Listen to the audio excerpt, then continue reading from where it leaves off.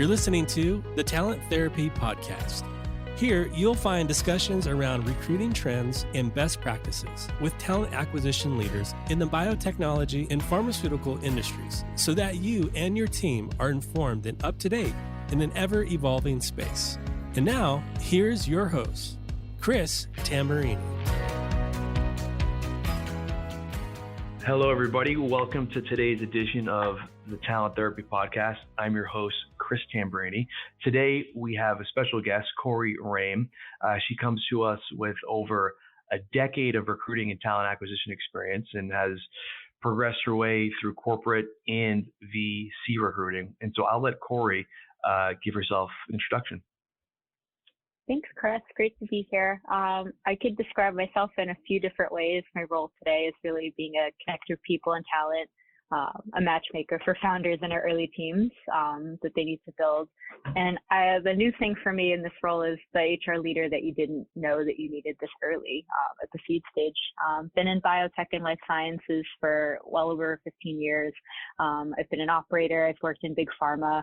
In my early days, I was working in med device and life sciences. So been on the public side of companies, also private, mid-size, recruited for a national sales force at one point, also had spent time working with a manufacturing facility. So it's been great to see many different stages of a company. And today I do what I love best, and that's working with startups and helping to build biotech teams. I love that. Thank you. So, Kori, I'm going back into my memory, and you and I actually spoke about this at lunch a few months back, but I'd like you to kind of share with the audience how you ended up into TA, because as you know, most people don't go to school with the ambition of going into recruiting and TA. It just kind of happened. So I'm curious how you got into talent acquisition and recruiting. Gosh, it's so funny. I was thinking about this morning, and I went even further back. Like, I think in school, I actually worked at a newspaper, which feels very antiquated to say, and they were making paper copies of it and everything. And I worked as an HR assistant in undergrad at the Eagle Tribune, which is up in North Andover. And part of their, HR department, there's recruiting, there's benefits, there's, all the different things. And I just got exposed to it there. And then after I graduated, I ended up going, it's not even listed on my LinkedIn or resume, but I did work at a place called Genesis Rehab. It's a healthcare company. And I basically was the glorified offer letter package preparer. So I would do like 10 plus offer packages a day. And I would do these for the recruiters that were basically getting all these healthcare professionals, everything from occupational therapists to speech pathologists and all these rehab centers all over the country. And I would be the point person. They would call me or send me an email and be like, all right, we have an offer accepted. And this is so old now that I would literally be printing all the offer letters, getting all the paper, and having to overnight this stuff to people. So this dates me pretty much. But so I did this. It was pretty grueling. I'd be doing 10 plus packages a day, and that's all I did. Super transactional. First job out of school. And I had a taste of recruiting. What I loved is actually working with the recruiters, because they were helping folks kind of line up, which a lot of these people, their dream job, helping to be a speech pathologist. They're doing some really interesting healthcare work. But I was kind of longing to be, I guess, more client facing. And, I had the gumption at that point. I was my first job. I didn't even last there a year, but I was like, there's got to be some other way to get involved in it. And then I ultimately ended up going to find a different role, HR assistant for this, medical device company. They make dental implants. So I got a lot of, basically exposure to the business side and sales and manufacturing. And, the person that recruited me there is a head of HR. And the thing I'll never forget, and the reason I took the job, is in the interview, he actually started talking about development and that there would be a career path. And he talked about folks that he had managed and kind of places they had even gone on to, or different companies. And that just really stuck with me. It seemed like there's, a place for growth, whereas, where I was making all these offer packages and printing out paper, I was just kind of hoping for some more meaningful work, and there wasn't, something in sight. So anyway, just to bring it to today, I think with candidates, they want to, and even when we feel stagnant in our careers, people always just want to see a place, they can, a way to grow. And that's something that I actually even remember from the interview that I took with that VP, and he ended up being a mentor of mine. So that's how I got into it. It's kind of found there's some, I guess transferable skills from what I was doing in undergrad, wanted to keep getting closer to it. And then ultimately when I joined that company, which is called Strawman, which I consider my first real job out of college, not making offer packages, where I got to, eventually run a TA function and have some real great experience. So that's how I got into it. As you said, no one goes to school for this, or I think I've met one person my whole life that ever said, I want to be an HR or be a recruiter from that early on. Yeah, no, that's a great story. And it's interesting that you saw what was happening on the recruiting end, and you were actually, it piqued your interest, right? Some people see what happens on the recruiting end and they're deterred from it completely. I know. But it piqued your interest. So no, that's some great background. And you mentioned something about development, and so I want to touch back on that later, because I think that's a good point. When recruiting, almost every candidate, like you said, is always looking for a developmental opportunity. So we're going to touch on that a little later, but I just wanted to note that that's an interesting topic that you brought up. So you spent a lot of years on the corporate side working at the likes of Novartis, and then you went into a smaller biotech at Relay, and then you made the transition to corporate. So I kind of want to hear, I think the audience might want to hear about kind of your transition from corporate to VC. What made you want to make that transition? And then we can kind of get into some of the differences of how VCs and venture firms look at talent building and recruiting versus maybe how smaller companies would. So yeah, maybe you could talk to us about the transition. Yeah, sure. I think I can maybe just quickly touch on my time at Novartis, which I think it's funny. If you've never been in big pharma, you absolutely have an opinion of what it's like, and most companies are. And even after coming out of it, you kind of leave for a reason. It's usually the bureaucracy and the size and the scale. But I have to say, my time at Novartis is super helpful before joining a biotech, because I think a lot of people have preconceived notions, and a lot of, some of them are true and for better for worse. But what I learned at, being in a big pharma company is just the scale and how to operate in a global team, global company. I was a member of a 30 plus person HR team just within the research division.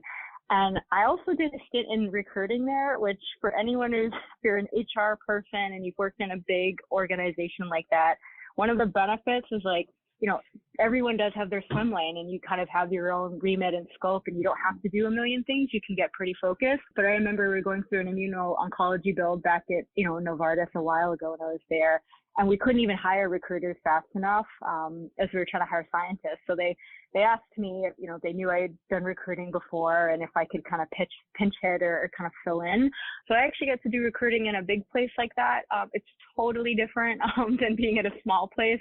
The brand recognition, the applicant flow. I mean, it's a little different these days with the market, but I got to see just the process and structure, and we have a whole service center where people do offers, kind of similar to my original job. But it was just good to see things done at that big level, and kind of processes and how things can operate on a global scale when you have hundreds, thousands of employees. So, and anyway, and I bring up the point about my role at the time was an HR business partner.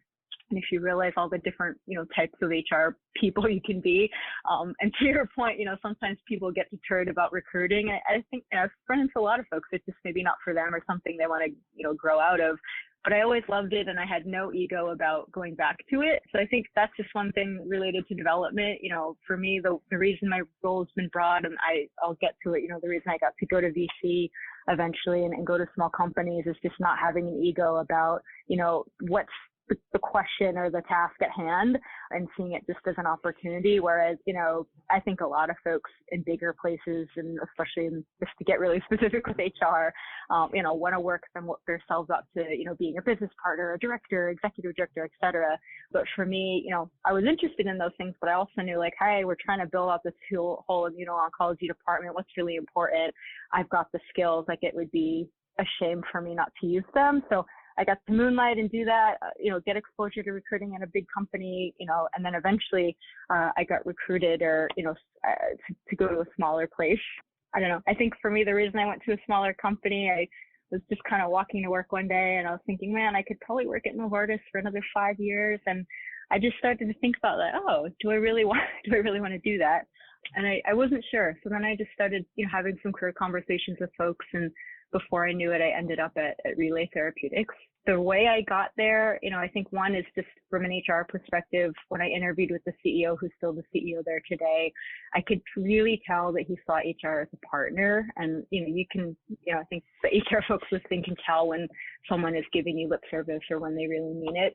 And just the way he talked about the type of culture he wanted to build and what's transpired since then, it was genuine, it was real. And so I saw a huge opportunity to be a part of that. So anyway, just the big and small experiences have definitely shaped my career.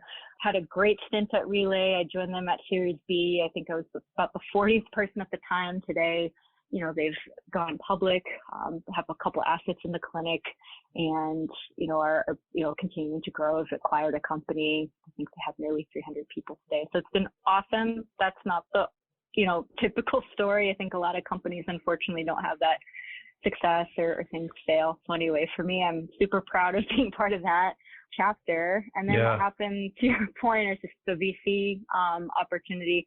When I was at Relay, Third Rock was one of our, backers and the company that helped launch us. And I got to work with a lot of folks that were on the Third Rock team at the time. And even some of the other investors, I remember there was a guy from Google Ventures, someone in our syndicate, and they would come and visit. They would share templates, they would share tools. Sometimes they'd make connections, tell us about what's going on outside of our world. And that's where I was like, wow, this is super cool what these folks get to do. So I guess in short, that's kind of my long-winded answer on how I ended up at 5am. I eventually got the opportunity to come here and do a version of that today. Yeah, no, that's great. So maybe you can describe a little bit more about what 5am specifically does and how they're involved in fostering and really growing biotech and pharma companies. Yeah, so 5am has been around for 20 years. This year, it's got an amazing track record in terms of just, the actual impact for patients, across the portfolio. They've had, 15 marketed products or things that have been approved, across our investments, which is really tremendous. And then within it sits 459, which is where my role and our team is. We're a de novo company, incubator. We essentially help stand up a company around a technology or an insight. Alternatively, could be standing up an independent entity around an asset or a group of assets being spun out by pharma. And often these scientific advances are happening in academia. The teams don't necessarily operate in companies. There's many things to do. So, we need to incorporate the entity. We, help write the research plan, hire the team, license the IP. So the list is endless. Get a lab space, buy the equipment, help build financial models, and then our investment team, raise the money to go fund experiments, do some more hiring along the way. So, a lot of times Series A investments don't have all these pieces that are put together. So here at 459, we seed the ideas, we see things a lot earlier. And so we're able to help, provide all of these basically operations and kind of things that you need to execute, when you're a founder, and get things done. So we, really help serve, I'd say, as the team that you didn't realize that you needed, or if you've ever talked to folks that are maybe bootstrapping or trying to start a company and, if they're not backed by a VC, you don't realize like how many, I guess the value and the network and all the things you can leverage by being part of a firm like 5am. Totally. That's great. Great perspective. I want to go back to something that you said earlier when you're talking about your experience at Novartis and then at Relay. And then when you spoke to the CEO at Relay, and you mentioned something about, I'm not going to directly quote you here, but you said something along the lines of, I don't necessarily have the ego to go from HRBP to recruiter. It's not going to damage my ego because there's a need there. What is your kind of take on internally talent acquisition versus HRBP? Because you see a lot of people who are in talent and they say, you know what, I don't want to be in talent anymore. I feel like maybe I'm too good for this, or they've outgrown it. And then they go into an HRBP role because they feel like it's more encompassing. It's a common path you see. It's not that common for someone to be an HRBP and then go back into talent. And so I'm actually curious what your thoughts are, internally. Do you see delineation? Do you see partnership? Do you see them as completely separate functions that need to be their own entities? What is your take on talent or talent acquisition versus an HR business partner? Yeah, I think it's a good question. And I think depending on the size of the company, it'll, feel different. But for me, obviously, I see huge value in it. And I think, a mentor and friend of both you and I have in common has said, recruiting and talent acquisition is like the happy part of HR. And I think, in some respects, it truly is. You're dealing with generally happy people who are, embarking on their career. They want to pick up the phone when you call. Whereas, if you're an HRBP in an established company, and if it's a really big company, your client groups are big. And sometimes the only time you call a leader, a manager, unfortunately, just due to the nature of your job is, maybe something is, not going so well, or you need to work through, a termination, et cetera. So what I think I love coming back to it is just that energy that you get. It's pretty, I think, magnetic just when you're, in the build phase and doing startup, stuff, building out a team, hiring your, chief, C-suite, et cetera. I think they're both really critical roles. It's interesting. I don't know why folks tend to kind of want to get away from recruiting. Maybe it's the transactional piece because it can feel kind of rinse and repeat, right, depending on the structure of your role. But it's just so important. And if you're a TA person in an early company, like, man, it's just so validating. People are so happy that you're there when you're filling roles. Like, if it's taking a long time, they're going to be like, where the heck are my people? But, it's very easy and very tangible and just so rewarding to see, like, your team basically go from 0 to 5 to 10 plus. You can just see the results. And, for me, I think sometimes when you're an HR business partner, and I do that sometimes these days, I wear a lot of hats. It's just the work feels different and it doesn't feel as rewarding, although, you're maybe helping an executive talk through a difficult conversation or walk through their budgets or things like that, which are all valuable. But I think it's just a different flavor. So they're both equally important. And I don't know, for me, I feel like TA, I don't think people have to leave it, to be able to be successful. And maybe that's the one thing that I guess, urge folks to think about if they're thinking that they need to do something or be an HRBP. You can have a perfectly successful track record and go on to the teams and do it at different scales. You don't have to go into that route if you don't want to. And it's, not for everyone. I think that's just, there needs to be self-awareness there on what brings you energy and what brings you joy. So. Yeah, I like that. And I like how you said, I think that's a good, way to break it down and separate the two. I think you did a really good job there of explaining that and gave me some more insight. Another thing you said is talent acquisition is the happy part of HR. And that's funny because as you know, in recruiting and talent, it's not all happy, right? There's a lot of, everything things fall through, right? Yeah. Yeah. But I see what you're saying, right? Like that's where the growth comes from, right? The growth of your company really comes from that TA funnel. So good perspective. So from your angle, right? From a 5 a.m. angle as a VC, how differently do you look at building teams and building talent from your perspective as you would from, say, a Relay perspective or from a Novartis perspective? How does that differ? Or does it differ at all? It's a good question. I think from Relay to VC, it's the same because they were, when I was there, it was a small team, small company. Just to give the clarity, today the teams I work with are usually like we're the founder, we're the, first couple of folks, and we're just building out the team. Like the smallest company I have right now is 2 people. The biggest one I have is nearly 30. So, when thinking about how small it is, so I think it just becomes even more amplified when the tinier that you are, just how each person really is that new piece of the puzzle will change the dynamic. We like to think that we would keep this rigor up until 100 plus people, right? Like 200 people, and that we care. I mean, it's just reality is, you're moving really quick and, it just isn't the same dynamic where you're adding the third person versus maybe the 300th or your 3000th. But I do think there are principles that you can root your process and how you hire and the values and kind of what's important. So it may not be like, oh gosh, like this is such a big deal that we hired our third person, but it is like, all right, well, what really matters to us as a team?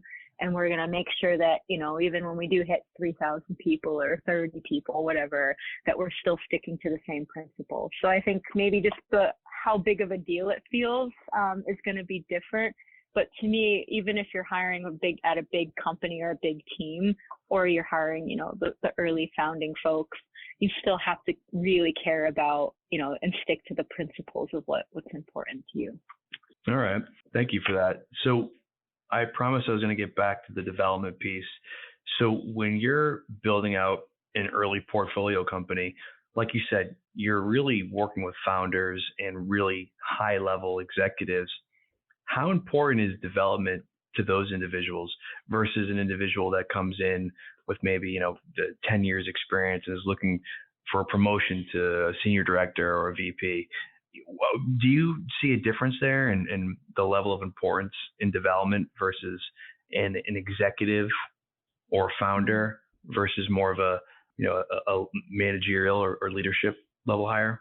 Yeah, I mean, people come to a startup, right, or a smaller place because they're looking for something different than the experiences they've had. And especially if they're coming from a big place, you're probably looking for one to kind of cut through the bureaucracy. You're excited about a blank slate, and you want to have, you learned enough and had the pattern recognition at other places that you kind of have some wisdom and are excited to have the leadership and opportunity, right, and responsibility to do things, with your imprint and your leadership, Mark. I think there are a couple things, like for the junior folks that are coming in, maybe it's their first job, like development, it just has to be properly framed, like the whole way, because sometimes they don't see it, and I'm guilty of that myself. I've been working for years, but sometimes you just don't see the progress and things you've learned day to day. So the more you can embed that, whether it's having, managers that know how to help frame that up or ask those questions and tease that out of, the junior folks, the executives. And I think it's interesting, we have a lot of first-time CEOs or folks that are first-time in role. And I think to your point, even just bringing that up, that's a big development step and that they're going through things for the first time and, not discounting that just because they might come with, 20, 30, years of experience. If it's the first time that they've ever led a company or, been the chief, head of scientific strategy, right? That's a big deal. So I think making sure that no matter what level or kind of, where they are in their career, that you are thinking about it and you're helping to provide the resources and the support. They'll just need it, different things, but that it's not something to kind of forget about. First time leaders need support, and I think that can be easily overlooked. Yeah, that's an interesting point because, I'm sure a lot of people get into a leadership or a founder role because they feel like they're well developed and they feel like they can contribute to the growth of others or the growth of the mission. And, do you ever have a founder or an executive come to you saying development is important for me? Or are they kind of maybe blind to the fact that everyone can use development and maybe there's alternative resources for them to get development through mentors or executive coaches or board members? What is that? Have you come across that? Yeah, of course. I think you've got to meet the person where they are because you come, to your point, some folks are very highly aware of the things that they're working on. Maybe they've had the privilege of, some support or training in the past. Maybe that's the way they're, they've gotten some feedback or coaching in before. Other folks, it's great to have the confidence and they might, have some blind spots. And that's where I think you just have to kind of assess like where that person is. And, I think that's part of the work that I get to do with some of our, leaders and people that are in role, building that relationship, because if you're, not building with a VC like ours, so you don't have a, kind of a platform team that can provide, HR resources, legal, et cetera. You're just going it alone, which can be really hard. So I try and again, build relations, help kind of insert myself for support and give feedback when I can.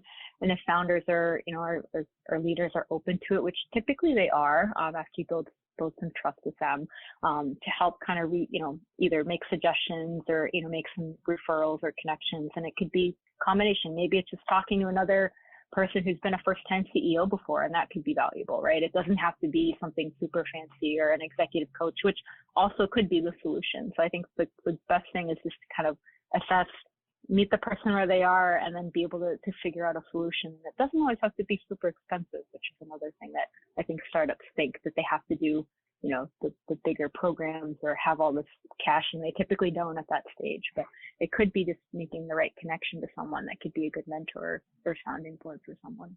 Great. It's great insight. All right, let me shift gears here a little bit.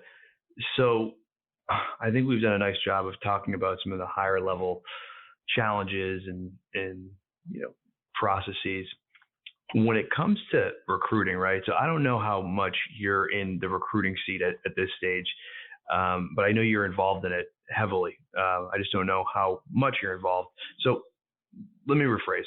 When you're recruiting, what are some of your best practices when you're working with a high level executive, and just in general, what are some best recruiting practices that you implement and that you've implemented throughout your career?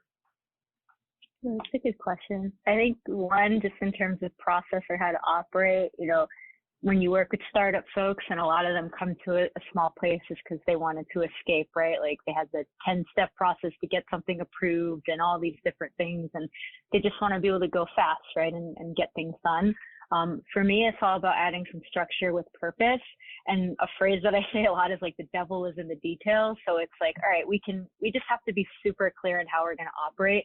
So, whether it's startup manager or first time hiring manager, I make sure that I really help just talk through like, how are we going to hire? And it doesn't have to be complicated, but we just need to walk through, even, if we don't have a contract recruiter, we're not using an agency and I'm helping to kind of triage with someone, just really like, am I going to do the screen? What are the questions you want me to ask? Do you want to look at resume? It's just all these little things, because we could be like, all right, let's just start and find a scientist and here's kind of what we're looking for. But the other things are kind of hallmark for me and how I like to approach things are just the details and thoughtfulness. So even when we're a stealth company and, we don't have a website and we're really early, really as much as we can kind of bring the role to life and spend time writing a compelling job description. I hate the copy paste and the third person descriptions that say like, the candidate must possess this and we're looking for a self-motivate. I just see these things every day and I'm like, why? It's just, of course, like, what person are we going to hire that isn't self-motivated or a self-starter? Like everyone that's in biotech or like, working at these startup companies has that drive and ambition. So what can you do to kind of just, not copy paste all of the terrible, jargon, and just cut through the noise a bit. So anyway, I think the details matter. And especially when you're small, sometimes that might be the only piece of information that a candidate can find out about your company. So the way that you, talk to them, I always suggest, use like, say, you will do this, or we're looking for this, and you have this background. It feels more conversational. It's just something I always just will rewrite job descriptions to do that. And I think it has made a difference. And then even just the process, I just explained why we have to map out a process. Hiring managers and startup folks, time is the most precious thing they have. I don't want to waste their time. So a little bit of time up front, just aligning on who's going to do what. And it can change, as we grow and scale. I think that makes a huge difference. But yeah, I think you just got to rein hiring managers in a little bit. Even if they're experienced too, just walking through like, what does good look like, or what does it even mean? And usually when you're early, might not even have values, right? Or things like that. But a great exercise I did with one of our recent companies is just what are we looking for? Like, what are the things? And one of the things came up is like someone's, the energy, their, basically their drive. There are a few different kind of pithy phrases that came up, and then we aligned the senior team on it. And I feel like we actually have know what we're looking for with candidates. Whereas if you don't do that stuff, it's easy to kind of shortcut that, and then you don't even know what you're solving for sometimes. So those are just a few things that come to mind. So. Yeah, no. So that's really interesting, and this stuff always interests me because every company does a little bit differently. So I want to take it a step further. There's two things you mentioned about reining in the hiring managers and getting them to kind of agree. So how do you do that? How do you dive into a conversation with a hiring manager who wants to make a critical hire and then get them to boil it down what they really need from both a technical and from a cultural standpoint? What are some practices or tactics or processes that you use to do that? Yeah, I think I like to begin with the end in mind. So if we're planning, maybe we're in seed stage or a Series A, like what's that team? Like what are the scientific milestones? What are the things we need to achieve? Because that's what they know. So start with what they know, what they need to do, and then really talk about like what are the types of skills and what are the type of people. I find it's helpful, since I'm not a scientist, to have maybe another founder, another operations person, or even just another senior leader at the table to talk through it, just so we kind of can push back on what we really think. Had a good conversation last week with a seed where we're like, oh, I think we just need a research associate. And I'm like, well, what does that really mean? And we actually have a complicated essay that's going to be really hard to transfer.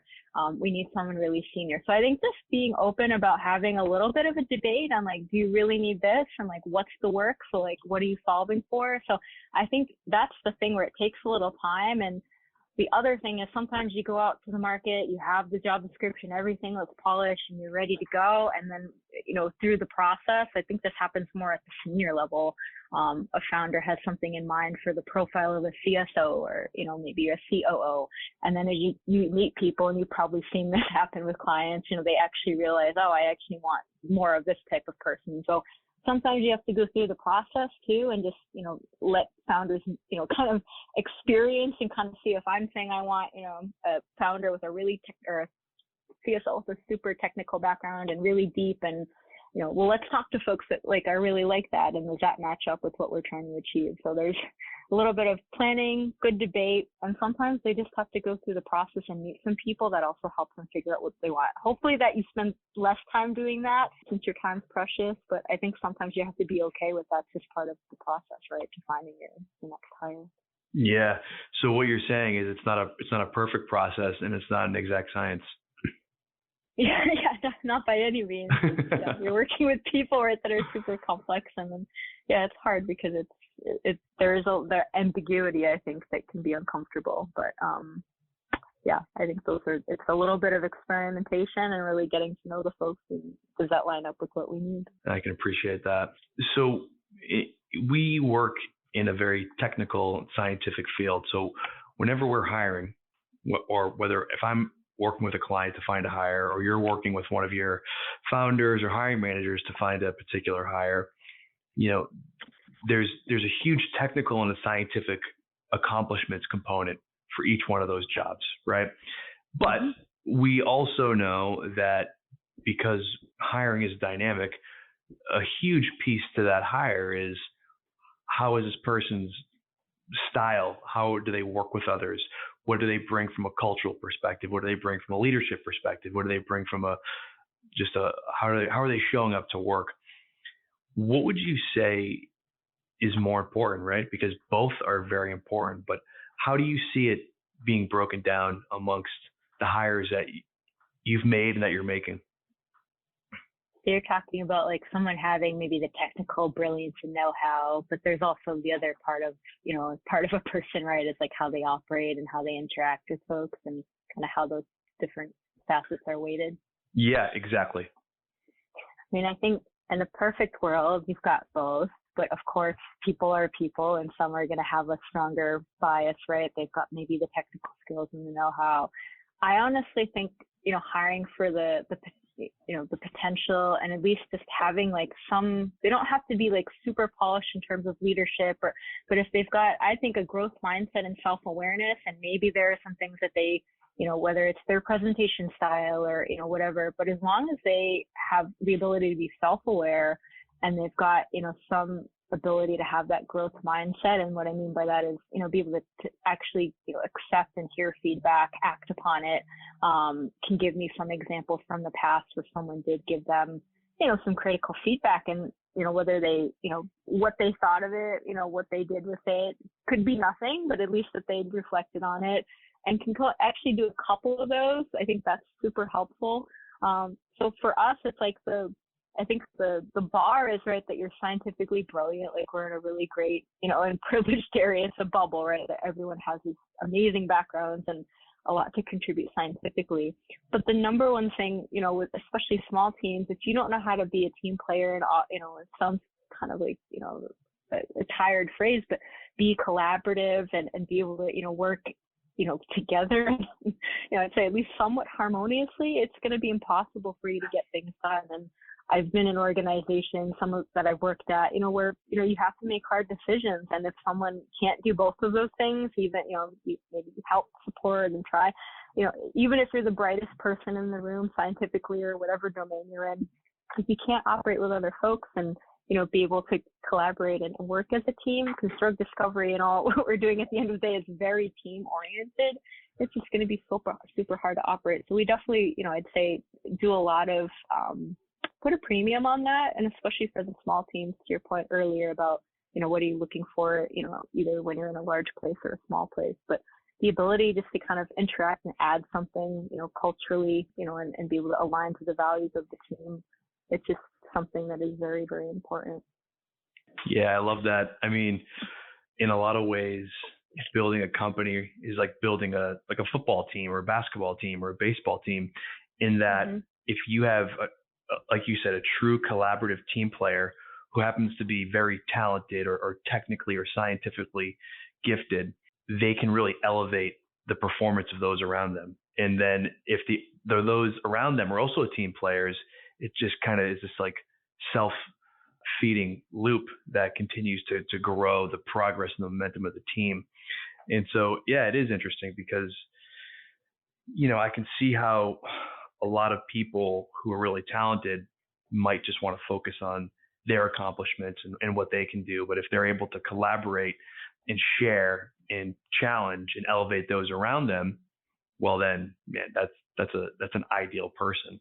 And so I think the fact that you mentioned that's the number one thing that you look for says a lot. And I know you've seen a lot of candidates and you've filled a lot of critical roles. So that's very, very interesting. And I think it makes a lot of sense when you really think about it. Yeah. And it's hard. It's super hard to find because there's it's obviously lots of folks that you come across, and I definitely have at other places had to make hard decisions where we're like, wow, that person was just, they seemed pretty solid, but, whether it's through the interview assessment or maybe even a reference or, a combination of those things, right? You don't want to over-index too high, but, it has been times where we just have passed on someone or we didn't move forward because, they didn't, align to kind of those guiding principles, right? Of, collaboration, being able to, operate with others and do it effectively. So, of course, there's a company just waiting, to take that person, and it's hard. You worry sometimes, like, was that the right move? But I think the toughest thing when you're tiny and competing for talent is just, sticking to the principles that you align on as a team, and that's going to be your North Star. Because if you deviate, then obviously you start to, kind of make decisions that maybe aren't aligned with, right, like the type of culture you're trying to build. And it can be super hard. It's very easy to say that in practice, but I definitely remember some difficult decisions, and even like thinking about them now, I'm like, was that the right thing to do? I think so, but I think you try and do the best you can with the data that you have, right? Yeah, so how do you evaluate that? Because it's a really tough thing to evaluate, right? When you're bringing somebody on and they're in an interview process, people will tend to present the best parts of themselves in an interview process. And as a hiring team, you want to believe that, right? And so if, that team player and the collaborative mindset might be difficult to evaluate throughout an interview process. I think there's ways to do it, but what are some ways that you've been able to tackle that with your founders and your executive team? And then my second part of that question is, has there been any like standardized assessments that you've provided to candidates that maybe help evaluate whether or not they would be a good team player? I'm curious. Yeah, that's a good question. The first piece on just how I guess you're getting that cultural ad or like evaluating leadership and stuff. I think there's two things we do. So one, it's super early. Time is of the essence. Like you're trying to like compete against everyone in like, Cambridge, San Francisco, now probably nationwide, depending on some of your roles for talent. One thing we do is, referrals based. So when it saves you time, so, going through, we do something called a sourcing jam sometimes with teams. Literally, sometimes I've got founders, maybe they're coming from academia, haven't updated their LinkedIn since, 1997. So we literally teach them, like, how do you use LinkedIn? How do you update your profile? And let's go through your connections. If you're up to date on, people that you know, or might know someone who knows someone who could be a great fit for us. And so referrals are a great way early on, mitigate your risk. You got someone that you've worked with in the past, or someone that, maybe you secondary, through another connection had worked, and you've got some data and actually some real experience in working with that person, and can actually speak to that person being able to, again, be a good leader, be collaborative, be a team player.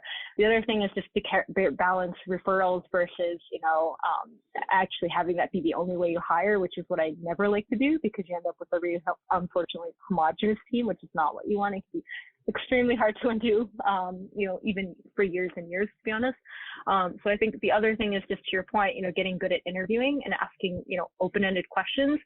I think a lot of folks think they're really good at driving, right? Especially once you get your license and you're doing it for a while, like what's there to improve on? I think interviewing can be the same way. You have hiring managers come through, they've built teams. Yeah, I've interviewed people before, but I'm like, all right, well, you're going to build your own company. Here's our opportunity to build your dream team. Like, let's get really good at asking open-ended questions. And my favorite thing, this is good, I even do this with interviewing one-on-one with junior folks, don't be afraid to ask for additional examples and just ask them to double click on tell me about a time. Can you give me another example? Can you give me another? And it's not being, you have to do it in a way that doesn't feel like you're interrogating them, but don't be afraid to ask for additional examples, because to your point, everyone has maybe the 1, 2, examples of, their weakness or what they're trying to work on. And so if they usually don't have number 3 or 4, and that's where you just need to be comfortable, and it's totally, within your, I think, it's appropriate to ask for more of those things. And then the other one is just doing references, and with doing references, the way I approach them, I call someone up and like, Chris, we both know that, so-and-so is awesome. So you put them in a different frame where you're like, we think this person is great. We want to know is like, how can you help and how can we develop them? So just trying to change the nature of some of these, very transactional things where we're just checking the box. And even telling the candidate, look, we're going to ask them for some areas that we can help, develop you in. And just the whole point of how we started this conversation is just how can we actually use that as data, when you join, if that's what happens, that we can actually work on some things with you and make you even better than you were before. So, I think one, just de-risking things by, relying on referrals, doing your diligence with the interview and asking, that 3rd or 4th question that probably is going to feel uncomfortable. So like they just gave you 2 examples. And then I think, those are the things that I would, I guess, suggest early on. I love that. That's so validating, and it's so refreshing to hear from one recruiter to another about some of those practices. And right, they make so much sense because you're right. It is very easy to walk through an interview script and ask the same cookie cutter questions that everyone's been asking since 1994. And there's nothing wrong with those questions, but I think taking it a level deeper, as you were talking, I wrote down examples, and then you said examples. I was like, yeah, examples are the best way, right? Because everyone can speak in generalities, but if you're able to give multiple examples, well, then you'll know whether or not they have some evidence to back up what they've said they can do. And they're able to explain what they can do. And then I love what you said about the references, right? Because I've gone back and forth my entire career on references and how important they are because, as you know, no one's going to provide a reference that's going to say something bad about them. Or if they do, it's extremely rare in a one-off situation. So just when you talk to the reference, getting to the meat of the situation and say, listen, I know you like this person. We like this person. And they obviously like you. Let's talk about where they can improve and how we can coach them. Because I think right away that gets rid of the guard, right? The guard is dropped. Yeah. And it's like, okay, now we're going to have a real conversation and we can actually talk about something productive because nobody is perfect. And I think everyone has areas for development. And I really like that reference approach. I mean, I think it's great for the audience to hear. It's great for me to hear on how that works at a sophisticated level, such as the one that you work on is. Yeah. And the only thing I'll add with references, another thing that I've tried and even offered sometimes to candidates is they don't pick it up. But, if you have maybe a hiring manager that's trying to recruit and, the candidate has a lot of folks that are a lot of opportunities, if there are a couple folks and it's kind of hard to administer or set up logistically, but it's possible, be like, hey, here's a couple people that have worked for me before. You're welcome to, contact them and get the scoop. I would say, if you want to do a reference on me. And so I think even just changing that, it's definitely a candidate's market, but I think just sometimes when you have someone who's like on the fence or you really want to, besides throwing cash or just trying to compete on comp, like really try and give them some other points to just show that you really care. And again, I think the small companies can do these kind of creative things or one-offs. But I think offering a reference on either the hiring manager or giving them just kind of some more control for the candidate has been something I've used in the past. And sometimes they don't even take you up on it, but just changing that, the power dynamic actually can be pretty powerful way to, again, compel someone to join, and you've got to have the right, you have to do it with a manager who's open to it. So again, it's all like with discretion, right? So some of these ideas. Yeah, well, I've actually never heard of that idea, a reverse reference, like a formalized reverse reference. Obviously, these things happen behind Yeah. closed doors sometimes, but if it's a formalized reverse reference, yeah, that's a fantastic idea. And hey, why not be transparent? I think it's the more transparency, the better decision everyone's going to make in the long run. Awesome. And your last question, I think you asked about like any models or like assessments. I got to say, I'm like not a fan of these. It's like a whole HR topic we could probably spend a whole other podcast on. Yeah. I think there are some good ones. I don't use anyone personally. It's funny, back in the day when I was like shuffling papers and making copies, like my boss and I used to do the Myers-Briggs assessment. And I do think some of these things can be helpful, but it's all proceed with caution, right? These are frameworks, they're mental models, they're ways to help, break down, different styles. And you always have to do it with the disclaimer of like, this is, one way to look at a person, and there's never going to be some silver bullet. So I think, maybe bigger companies, or there definitely are some assessments that you could probably check out. But for us, it's like, just do all the diligence, whether it's references, try and come up with some different creative questions, and put in the time. And lastly, just always prep for the interview. Like I can't, tell you how many times it's been very obvious where, as a candidate, in the past, or, if, even just the feedback, like you can tell when someone has just literally printed off or just pulled up your resume and they're just kind of fumbling so I think making every experience excellent is just the advice I would have, for hiring managers, or if you're on the interview panel, or even if it's, there's an interview happening in the office and you happen to walk by someone and they're a candidate, saying hi to them, making sure they've got coffee or found the restroom. Like those are things in the early days of Relay. People are kind and friendly. That actually made, it didn't cost anything, but that's what contributed to the culture. That's how we made a lot of hires. And I know to this date, that's a big part of, why, what makes that company special. So I think one last piece of advice is just, there's a lot of things that don't cost money, or cost very little money that you can do that can actually help you, help build that team that you're looking to build, and do it in a way that's, I think, thoughtful and mission purpose. I love that. That's great. My last question for you is, if you were to give advice to someone who's just entering the talent acquisition field or recruiting field, whether it's personal advice or professional advice, what would that advice be? Oh, that's a good question. It's so funny. I would say, if you Google the phrase, why are recruiters, and the first things that usually come up are like, why are they pushy? They're flaky. They're, ghosting me. I would say just try and change that Google search result. And what I mean by that is, we all have worked with a bad recruiter. We've all like seen terrible spamming messages from people. Like just try and, for me, that's like my personal mission is just like try and change that perspective, because all those things and the reason that people think that recruiters are flaky or pushy or, self-important or not very helpful are because folks are just kind of going through the motions.